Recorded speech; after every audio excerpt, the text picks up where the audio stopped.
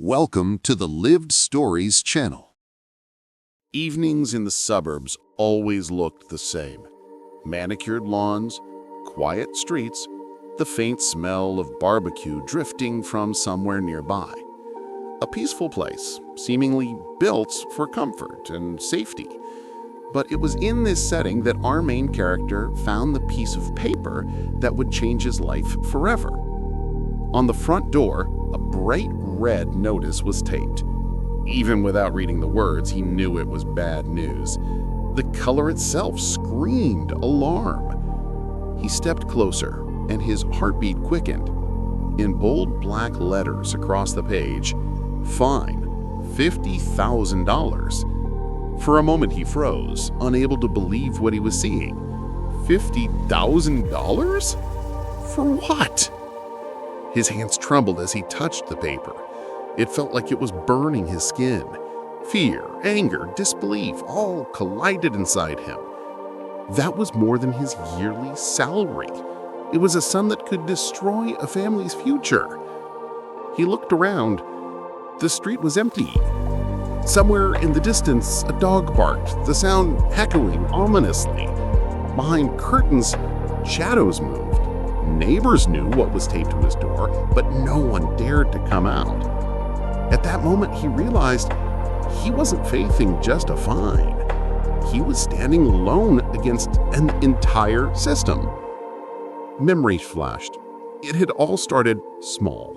A $100 fine for weeds he hadn't pulled in time, then $200 for leaving the trash bin out on the wrong day. A month later, $500 because a guest parked in the wrong spot. Back then, he thought, fine, I'll just pay it. But now the trap was clear. The HOA wasn't about keeping order. It was a machine, a business. Every letter, every notice, every meeting was designed to push him further into a corner. And now the corner had closed in completely. $50,000. He walked into the kitchen and dropped the paper on the table. In the dim light, the red seemed to glow. His heart pounded in his head. Thoughts raced. Pay it, to take a loan, go to court. But every option looked like disaster. He poured a glass of water. His throat was still dry. Sitting at his laptop, he typed HOA fine, $50,000. Hundreds of stories appeared. Families bankrupted, retirees losing their homes, young couples buried in debt over absurd penalties. The more he read, the tighter his chest felt, but deep inside, something new began to grow. Not fear, anger. If this happened to me, I'm not the first. I won't be the last, but maybe I'll be the one to fight that. That night, he barely slept. The red notice sat on the table like a challenge. And that was the moment his war with the HOA began. The story of the $50,000 fine didn't begin with the bright red notice on the door. It had been building for months, starting with what looked like minor, even laughable infractions. The first case was almost comical. The HOA sent him a letter saying his lawn grass was above the allowable height. Fine, $100. He shrugged it off. Okay, not a big deal, I'll pay and move on. But that was only the first step. A few weeks later, another letter. Trash bin left out too early, $200. Then another. Weeds near the fence, $150. It was as if someone was watching his house through binoculars, waiting for the smallest mistake. At first glance, it seemed like bad luck, but in reality, it was a system. The HOA profited from these fines. The more violations they documented, the more money they collected. And when homeowners thought it's easier to just pay, they were walking right into the trap. One evening became a turning point. He sat at his kitchen table, a stack of letters in front of him. Each carried the same seal, the same bold words, notice of violation. The red stamp felt like a brand. By now, the total of these small fines had passed $2,000. He remembered a hushed conversation with the neighbor. The man leaned in and whispered, "You think it's just you? No, we all pay. That's how they keep us afraid." Those words stuck in his head. It became clear the HOA had turned the neighborhood into a business and the houses into ATMs. At first, he tried to fight back. He wrote letters, explained that some fines were absurd. The answer was always the same: the HOA has the right. He felt powerless. Each new notice seemed to say, "You don't own this home, you're just renting it under their control." Anger began to build inside him, but for now, it was just a spark. The real fire would ignite later when the HOA realized they had picked the wrong person to target. At some point, even the most patient person reaches a breaking point. For him, it happened the day a new HOA letter arrived. This time, the fine was shocking: $5,000 for unauthorized changes to the exterior of the house. The absurd part? They claimed his shutters were painted an unapproved color, but he had never touched them. They were the exact same color as when he bought the house. $5,000. He sat on his porch with the letter in his hand, feeling the anger boil inside. Small fines could be dismissed as the system, but $5,000 was a direct assault. This wasn't about grass, hide, or trash bins anymore. This was a message: we can ruin you whenever we want. That night, he barely slept. The stack of letters on his table looked less like warnings and more like wounds. Wounds delivered by the very people who were supposed to care for the neighborhood. He realized silence was no longer an option. At first came anger, but soon it hardened into cold logic. He started gathering evidence. If neighbors had the same complaints, he would document them. If the HOA claimed it was legal, let them prove it. He opened a folder and labeled it HOA Investigation. Every letter was photographed. Every check was copied. Every conversation with a neighbor was recorded. Piece by piece, a disturbing picture emerged. The HOA wasn't just fining, it was running an extortion scheme. Fines were issued en masse, but some lucky residents had theirs mysteriously disappear after private meetings. In other words, pay off the board under the table, and the violation was gone. One neighbor confessed, "Yes, I had a fine for parking, but after mating with the chairman, it vanished. Well, you get the idea." That was the point of no return. He realized this wasn't just about his wallet. This was about the whole community. They lived in fear because no one wanted to fight back, but he decided, "I won't stay quiet." And that's when the first plan was born. Not more complaints, not more letters, a real investigation. Bank statements, contracts, bylaws the HOA itself was breaking. If he could gather enough proof, he could take down the entire system. The spark of anger had turned into a fire, and now it wasn't just resistance, it was war. Once the initial rage settled, action began. Filing a complaint with the police or a lawsuit might have ended up buried in bureaucracy, but he chose a different path. Gather evidence so undeniable, no one could ignore it. He started small. With a notebook in hand, he went door to door. At first, he casually asked, "Have you received any fines this year?" The reaction was almost always the same: surprise, then resignation. Yes, they had. Yes, the amounts were strange. Yes, it felt wrong, but it's easier to pay than to fight. Within weeks, he had a collection of stories. One neighbor paid $2,000 for extra shrubs, another shelled out $1,500 for a non-compliant fence, even though it had stood for decades. A third woman admitted her fine undisappeared after a private meeting with the HOA president. He logged every detail: dates, amounts, names. But he didn't stop there. He decided to check the HOA's finances. By law, members of the community are entitled to access expense reports. When he requested them, he was bluntly told, "Those records are for the board only." That refusal alone was a major violation. So he played smarter. He contacted a local accountant and asked to review the HOA's publicly available tax filings, and what he saw made his pulse race. The reports listed landscaping services costing tens of thousands of dollars, but in reality, residents mowed their own lawns or hired cheap contractors. There were entries for repairs of common areas, though no one had ever seen any work done. Mr. Lerming, those transactions all funneled through a single shell company registered just 2 years earlier under the same last name as the HOA president. That was the first real key. Fines, extortion, fake services, it all connected into a scheme. That night, he printed dozens of pages of records, sorted them into folders, and realized now he didn't just have suspicions, he had evidence. But with the evidence came fear. If he uncovered this much in just a few weeks, the system must already know he was digging, which meant they might come for him. And yet, the decision was clear, he wouldn't stop. This was no longer just one resident's struggle.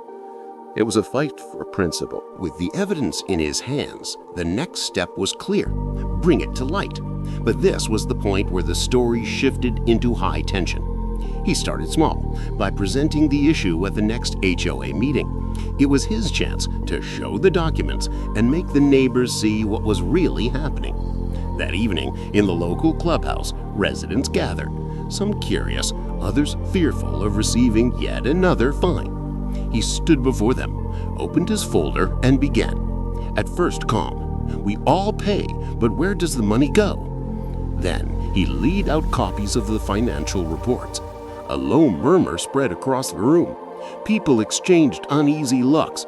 Many had suspected something, but no one had ever seen the numbers side by side.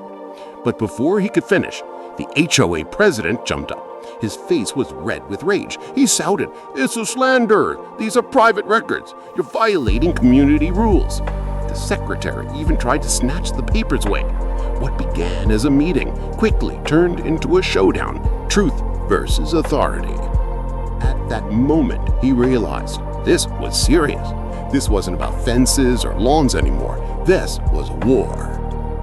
The next day, he received his first official warning, a letter threatening a lawsuit for spreading false information. But something else changed too. Neighbors who had been silent began approaching him privately, saying, "You're right. I've had strange charges too. Don't give up." The fear was cracking. People were starting to believe resistance was possible. But the pressure escalated. His car was keyed in the parking lot. A local paper suddenly ran a story mentioning his name tied to conflicts of interest. It was clear the HOA had connections, and they were ready to fight dirty. And yet, that only fueled him more. If they were fighting this hard, it meant he had hit the core of their scheme. So he made the next move. He gathered a small group of residents willing to stand with him and proposed hiring independent auditors to review the HOA's finances. That decision was the point of no return. This was no longer one man's battle. It was a community versus the corrupted board.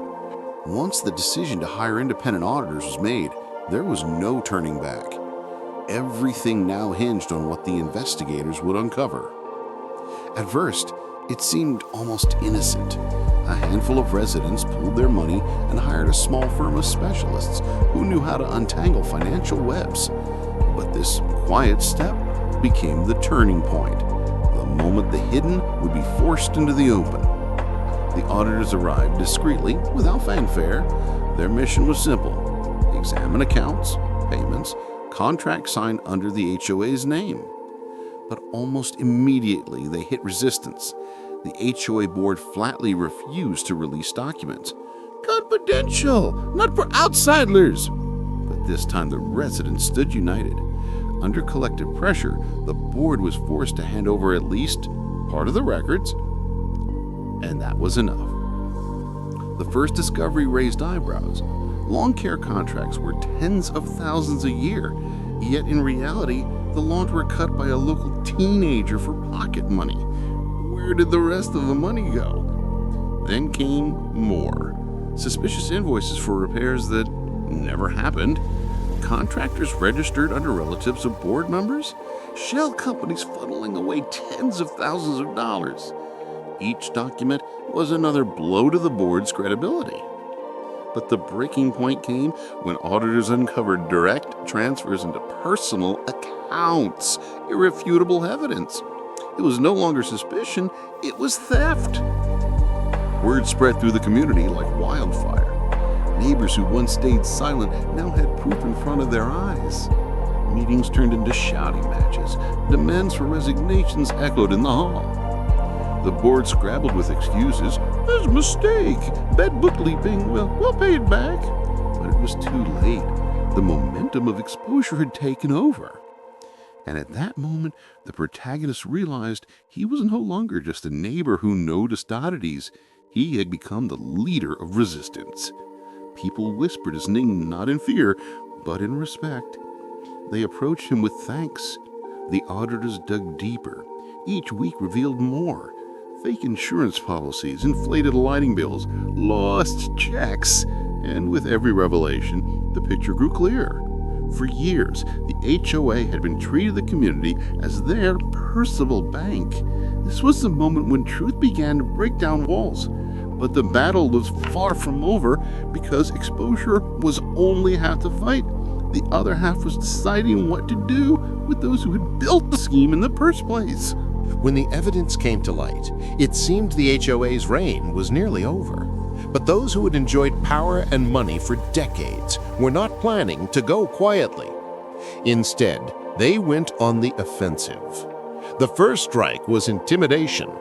Anonymous letters appeared at the protagonist's door. Unofficial, no stamps, but filled with threats. Back off or you regret it. Neighbors noticed unfamiliar cars slowly circling near his home. The atmosphere of fear returned, but now it was visible. The second front was legal pressure. The HOA hired an expensive law firm. Meetings turned into lectures about defamation and damage to reputation. Residents were warned, if you push this further, we'll sue, and everyone will pay from their own pockets. It was a tactic designed to scare the community into silence. But something unexpected happened. The harder the HOA pushed, the more united the residents became. They began meeting outside official gatherings, in garages, parks, and living rooms. Stories surfaced that had been buried for years. One neighbor described being fined for having a wrong color mailbox. Another told of being forced to pay for parking he never used. Piece by piece, the puzzle of abuse came together. The protagonist knew he had to keep the community from breaking under fear. So he proposed a bold move, forming a temporary residence committee. This group took charge of handling lawyers, collecting evidence, and even speaking publicly at HOA meetings. Suddenly, the board was no longer fighting one man. They were fighting an organized front. The most dramatic moment came during a heated assembly, where the board tried to discredit the protagonist. They labeled him a troublemaker, an enemy of the community, accusing him of ruining the neighborhood's reputation.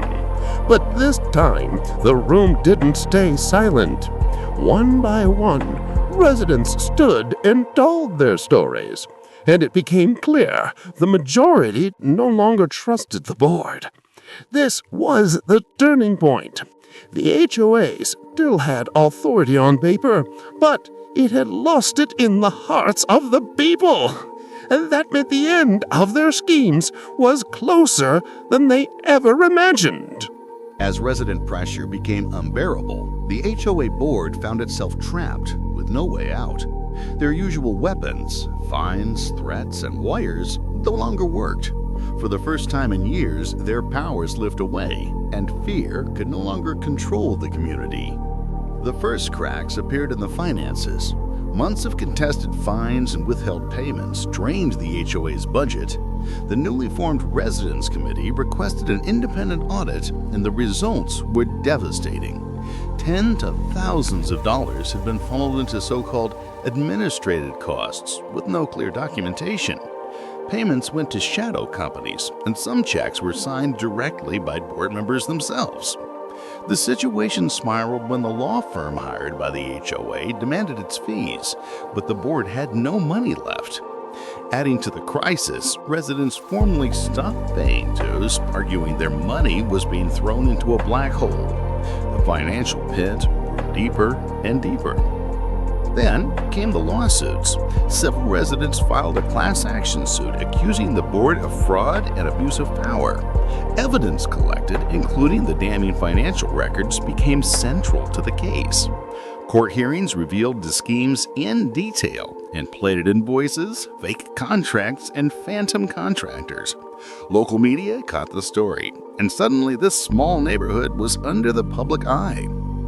For the board, it was the end. Some members resigned quietly, hoping to avoid prosecution. Others clung desperately to their possessions, but their credibility was shattered. Soon after the HOA made it official, they were filing for bankruptcy. What did this mean for the residents? First, it meant freedom. For years, they had lived under constant threat. Every fence color, every parked car, every minor detail controlled. Now, for the first time, they could breathe. They could live in their own homes without waiting for a red notice on the door. Second, it was a lesson. They learned that unity is stronger than fear, and even the most entrenched systems can fall when people stand together. The ending was bittersweet. Without the HOA, there was chaos. Decisions had to be made collectively, maintenance had to be organized, responsibilities shared. But it was the chaos of freedom, not the tyranny of control. And though the road ahead will be difficult, the community knew one thing: they were finally in charge of their own lives. Most importantly, the truth was out. Even if not every guilty party faced full justice, the system built on intimidation and corruption had collapsed. Its downfall stood as a reminder: no power lasts forever when people finally decide to say enough. After the HOA declared bankruptcy, a new era began for the community. But like any major change, it brought both relief and new challenges. Residents who had lived under rigid control for years now faced a pressing question: what comes next? At first, it felt like chaos. The familiar rules that once dictated everything, down to the color of curtains, were gone. But with that came a breath of freedom. For the first time in years, people could organize backyard picnics, set up swings for kids, park cars on the street without finding fines in the mailbox. That sense of fresh air was overwhelming. Of course, joy came with difficulties. The HOA had handled many practical issues, from cleaning public areas to maintaining streetlights. Without it, someone still had to step up. Community meetings began, often with heated debates, but the difference was clear. Decisions were now made by the residents themselves, not by a small board ruling with an iron fist. Slowly, the neighborhood began to strengthen. People who once barely exchanged greetings started working together. Neighbors pooled money to repair roads, installed lamps on the road, organized volunteer cleanups. Where suspicion and fear once reigned, genuine unity started to grow. For many, it was a lesson in civic responsibility. They realized order doesn't always come from strict outside control. It can grow from trust, cooperation, and respect. It wasn't perfect. Disagreements still happened. Some refused to participate. But overall, the community was alive in a way it hadn't been in years. The most noticeable change was pride. Residents who once felt ashamed or fearful now felt ownership of their neighborhood. Children who had overheard parents talking about fines and lawsuits now saw adults working together. solving problems side by side. Local media later called it a liberation effect. After enduring a miniature dictatorship, people developed a taste for independence and democracy. The road ahead was uncertain, but one thing was clear. The community now held its future in its own hands. The story of this battle between one homeowner and an entire HOA system is not just about victory. It's a mirror that thousands of others can look into when they face similar struggles. The first and perhaps most important lesson: power built on fear is never permanent.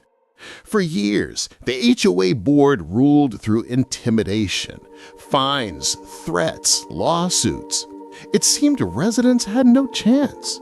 But all that power collapsed the moment someone dared to ask a simple question: do they even have the right?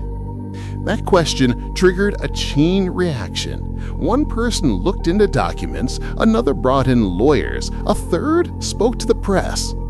What once looked like an unbreakable wall turned out to be cardboard. The second lesson: any system with money and authority must be transparent. An HOA isn't an abstract entity. It's real people managing their neighbors' money. Without accountability, abuse is inevitable. This case proved that even the most untouchable organizations can be dismantled when their books are opened. The third lesson belonged to the residents themselves. Freedom requires responsibility.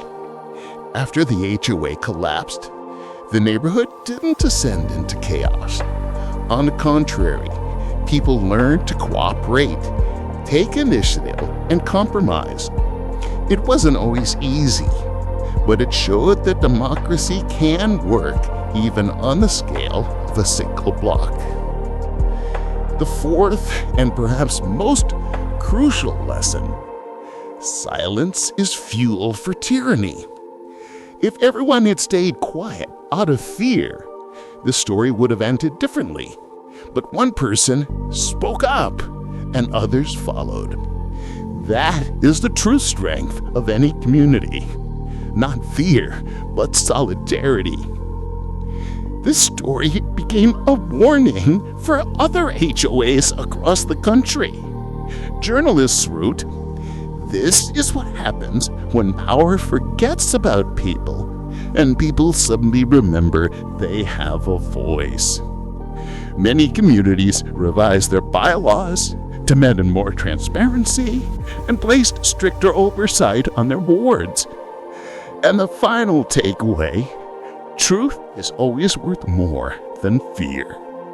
The road was difficult, full of conflicts, lawsuits, and sleepless nights. But in the end, residents regained both freedom and dignity. So let me ask, was it worth it? The answer is clear: yes. Because now every homeowner knows that if anyone tries to bring back the old ways, the community has immunity. They know they can fight back.